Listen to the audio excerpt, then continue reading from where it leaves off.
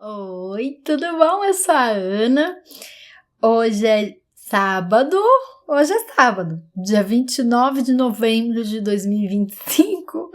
E a gente está no dia de leitura 333 e eu vou ler 1 Coríntios 14, 15 e 16. Hoje é sábado, realmente, mas é sábado da semana passada, porque eu tô viajando, teoricamente, estou em Campos do Jordão. E aí eu não quis gravar lá, né? Vocês já sabem que vocês viram o vídeo de ontem.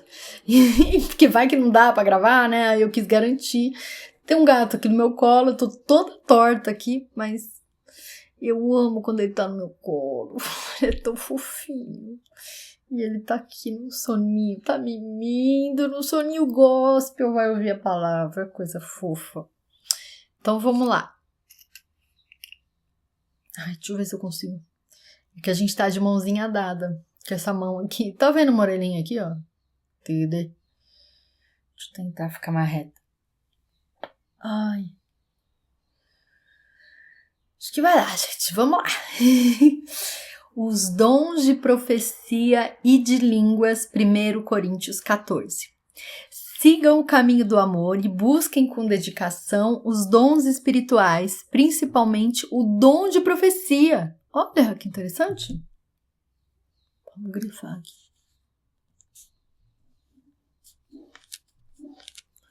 Pois quem falar em uma língua não fala aos homens, mas a Deus. De fato, ninguém o entende. Em espírito fala mistérios, mas quem profetiza o faz para a edificação, encorajamento e consolação dos homens. Quem fala em língua a si mesmo se edifica, mas quem profetiza edifica a igreja. Gostaria que todos vocês falassem em línguas, mas prefiro que profetizem. Quem profetiza é maior do que aquele que fala em línguas, a não ser que as interprete para que a igreja seja edificada. Olha! Mas será que se profetize, aquele profetize, tipo, eu profetizo que meu dia vai ser incrível, maravilhoso, abençoado? Ou fazer profecia, tipo, quando a pessoa fala, eis que te digo, e aí começa a falar coisas da sua vida, do seu futuro, será?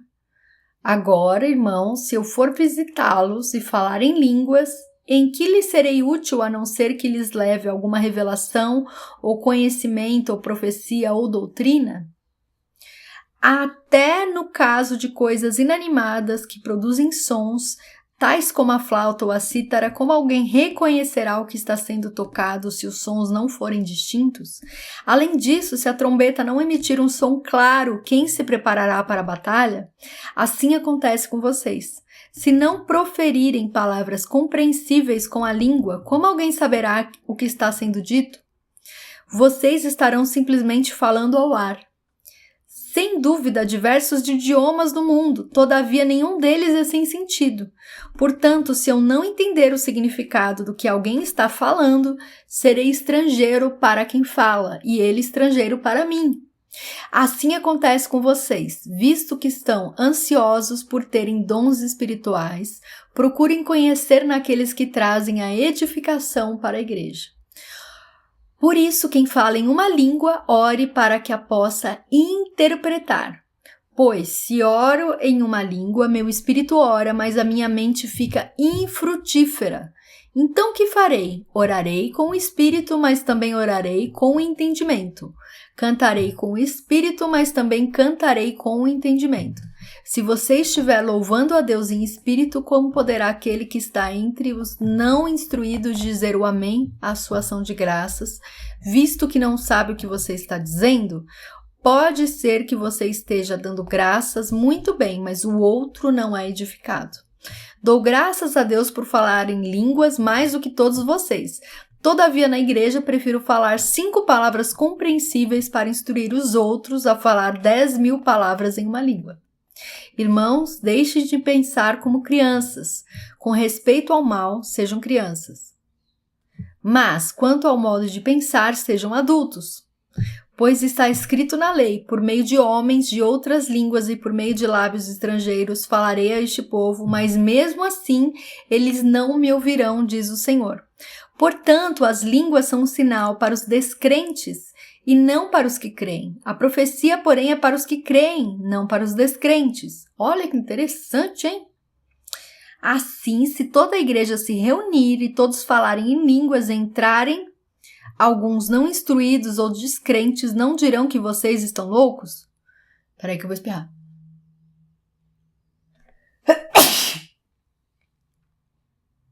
Oh, mamãe. Pronto. Mas, vocês estão loucos? Mas se entrar algum descrente ou não instruído, quando todos estiverem profetizando, ele por todos será convencido de que é pecador e por todos será julgado, e os segredos do seu coração serão expostos. Assim ele se prostrará, rosto em terra, e adorará a Deus, exclamando: Deus realmente está entre vocês. Ordem no culto.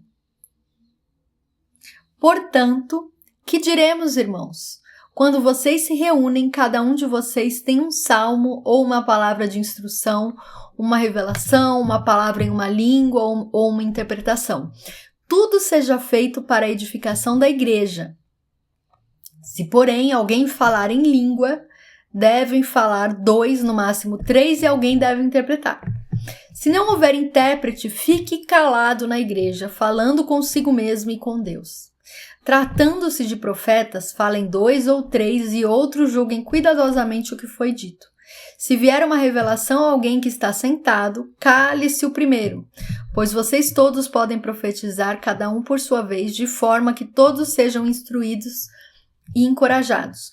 O espírito dos profetas está sujeito aos profetas, pois Deus não é Deus de desordem, mas de paz.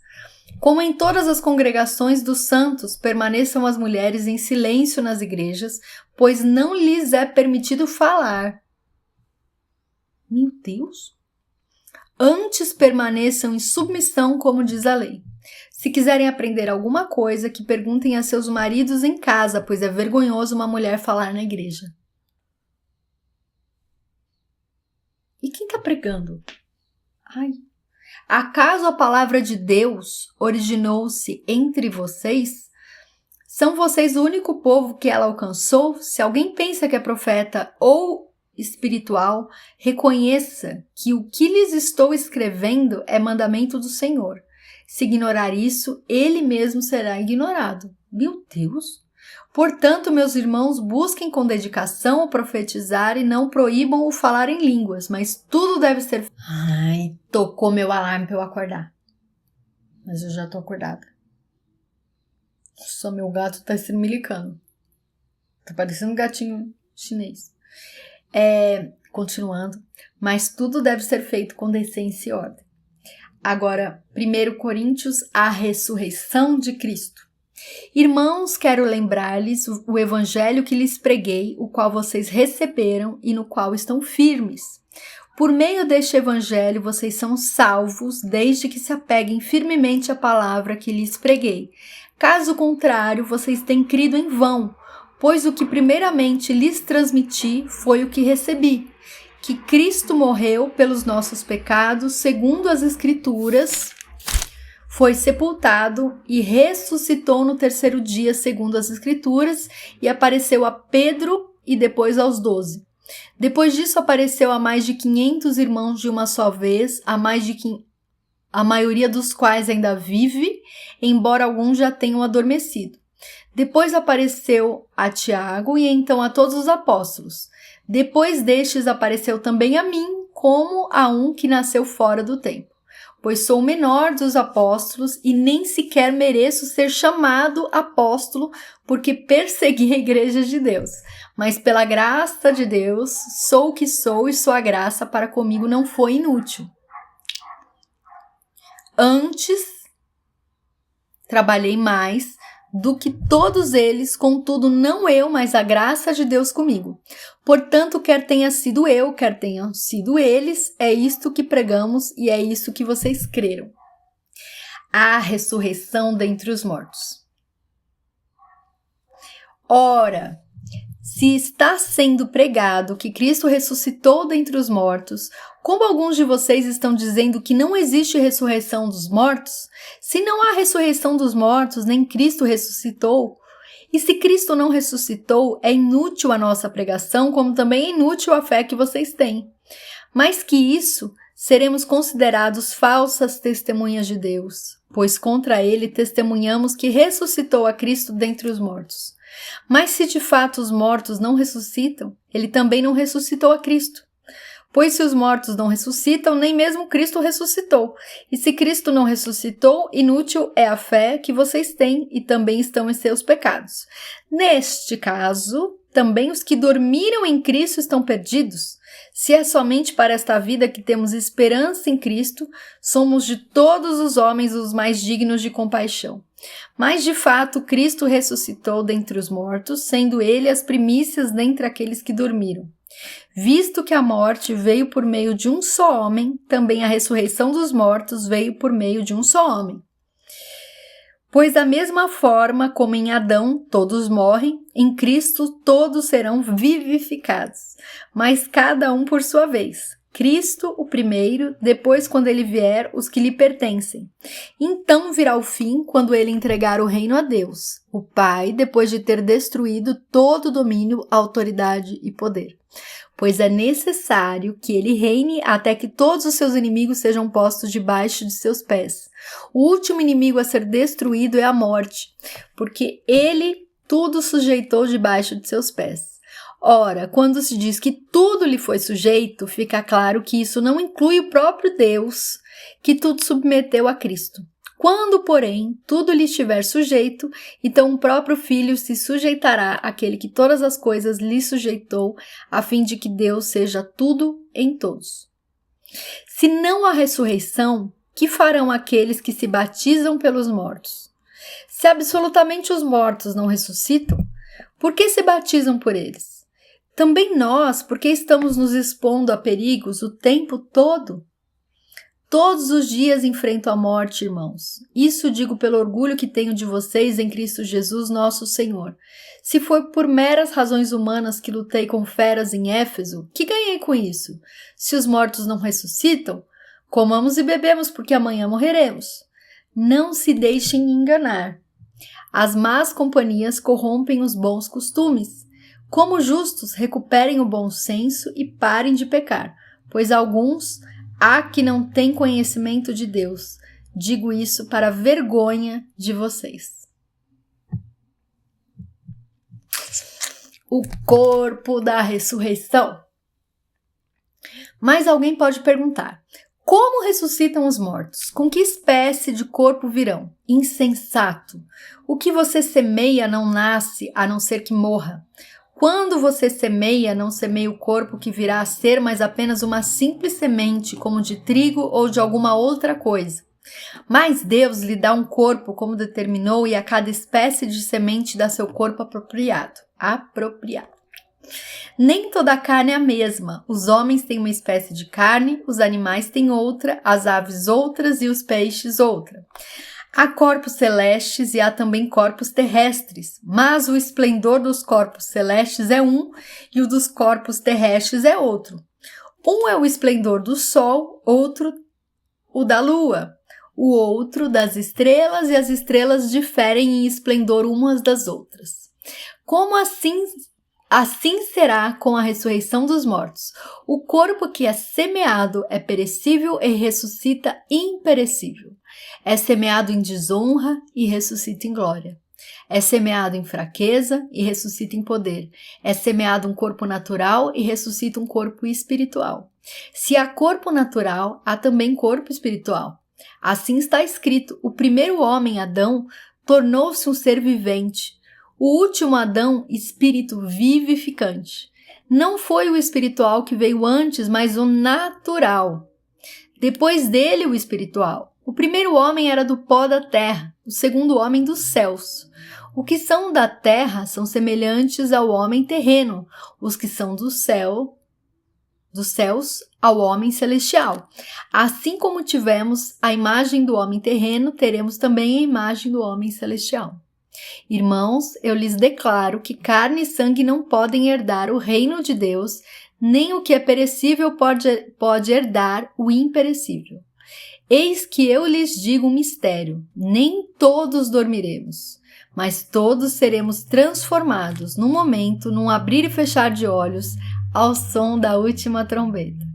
Pois a trombeta soará, os mortos ressuscitarão incorruptíveis e nós seremos transformados. Pois é necessário que aquilo que é corruptível se revista de incorruptibilidade e aquilo que é mortal se revista de imortalidade. Quando, porém, o que é corruptível de revestir de incorruptibilidade e o que é mortal de imortalidade, então se cumprirá a palavra que está escrita: a morte foi destruída pela vitória. Onde está, ó morte, a sua vitória? Onde está, ó morte, o seu aguilhão? O aguilhão da morte é o pecado, e a força do pecado é a lei. Mas graças a Deus que nos dá a vitória por meio de nosso Senhor Jesus Cristo. Portanto, meus amados irmãos, mantenham-se firmes e que nada os abale. Sejam sempre dedicados à obra do Senhor, pois vocês sabem que no Senhor o trabalho de vocês não será inútil. Ai, que lindo! Agora o último capítulo de hoje. A coleta para o povo de Deus. 1 Coríntios 16. Quanto à coleta para o povo de Deus, façam como ordenei às igrejas da Galácia. No primeiro dia da semana, cada um de vocês separe uma quantia de acordo com a sua renda, reservando-a para que não seja preciso fazer coletas quando eu chegar. Então, quando eu chegar, entregarei cartas de recomendação aos homens que vocês aprovarem e os mandarei para Jerusalém com a oferta de vocês. Se me parecer conveniente ir também, eles me acompanharão. Aí vem outro texto, pedidos pessoais. Depois de passar pela Macedônia, irei visitá-los, já que passarei por lá. Talvez eu permaneça com eles durante algum tempo ou até mesmo passe o inverno com vocês, para que me ajudem na viagem aonde quer que eu vá. Desta vez não quero apenas vê-los e fazer uma visita de passagem. Espero ficar algum tempo com vocês se o Senhor permitir. Mas permanecerei em Éfeso até o Pentecoste, porque se abriu para mim uma porta ampla e promissora e há muitos adversários. Se Timóteo for, tomem providências para que ele não tenha nada que temer enquanto estiver com vocês, pois ele trabalha na obra do Senhor, assim como eu. Portanto, ninguém o despreze. Ajudem-no a prosseguir viagem em paz, para que ele possa voltar a mim. Eu estou esperando com os irmãos. Quanto ao irmão Apolo, insisti que fosse com os irmãos visitar vocês. Ele não quis de modo nenhum ir agora, mas irá quando tiver boa oportunidade. Estejam vigilantes, mantenham-se firmes na fé, sejam homens de coragem, sejam fortes, façam tudo com amor. Vocês sabem que os da casa de Estéfanas foram o primeiro fruto da Acaia e que eles têm se dedicado ao serviço dos santos. Recomendo-lhes, irmão, que se submetam a pessoas como eles e a todos os que cooperam e trabalham conosco. Alegrei-me com a vinda de Estéfanas, Fortunato e Acaio, porque eles supriram o que estava faltando da parte de vocês. Eles trouxeram alívio ao meu espírito e ao de vocês também. Valorizem homens como estes. Agora vai acabar o último texto e o último texto de 1 Coríntios também, para acabar esse livro. Saudações finais, é curtinho. As igrejas da província da Ásia enviam-lhe saudações. Áquila e Priscila os saúdam afetuosamente no Senhor e também a igreja que se reúne na casa deles. Todos os irmãos daqui lhes enviam saudações, saúdem uns aos outros com beijo santo. Eu, Paulo, escrevi esta saudação de próprio punho. Se alguém não ama o Senhor, seja amaldiçoado. Vem, Senhor. A graça do Senhor Jesus seja com vocês. Recebam o amor que tenho por todos vocês em Cristo Jesus. Amém. E é isso, gente. Deixa um comentário, curte, compartilha, se inscreve no canal. Muito obrigada de estar ouvindo a Bíblia quando eu tô lendo para você e para mim. Eu amo fazer isso, eu tô muito feliz. Eu não tô nem acreditando que eu tô conseguindo finalizar esse projeto que Deus deve ter colocado no meu coração também, mas eu fiz para agradar Ele em primeiro lugar. Então tá bom, fica com Deus e até o próximo vídeo.